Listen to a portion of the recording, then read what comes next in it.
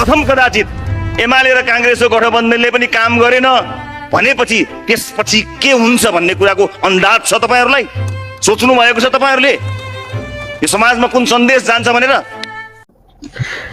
रवि लामेछानेले धेरै पहिलादेखि भनेर आएको थिए कांग्रेस एमालेको गठबन्धन पनि काम लागेन भने चाहिँ अनि त्यसपछि चाहिँ के हुन्छ भनेर उहाँले धेरै पहिलादेखि भनेर आउनुभयो।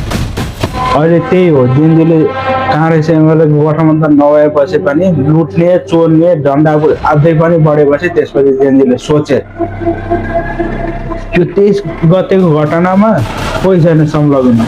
यो भनेको जेनजीले गरेको 23 गते, 24 गते भयो, 24 गते भनेको लुटपाट भयो, यताउता घर चलायो। 23 गते भनेको जेनजीको त्यो लडाइँ रमलान्छन् धेरै पहिलादेखि भइरहेको थियो।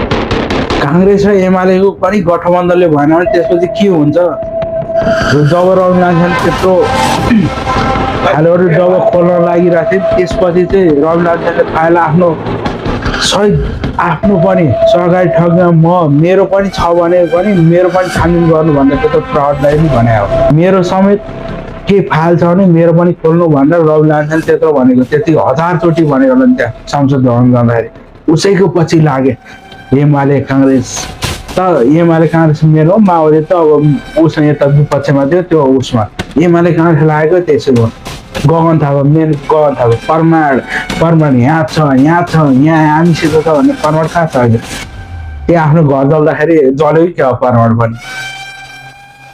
गगन थापाले प्रमाण हामीसित छ त्यो अस्ति घर जल्दाखेरि जलेछ क्यारे लास्ट चरमट गर्दै लाग्दैन। कोही अगाडि बढ्यो भन्दाखेरि बढोस् न त अगाडि, राम्रो काम गर्ने अगाडि बढाउन भन्ने सोच पनि रहन्छ गगन थापाकोमा चाहिँ। यो विश्वभरका पनि त्यस्तै हो। नेपालीहरू अलिकति राम्रो काम गर्ने अगाडि बढोस्, अगाडि अब यसले के गर्छ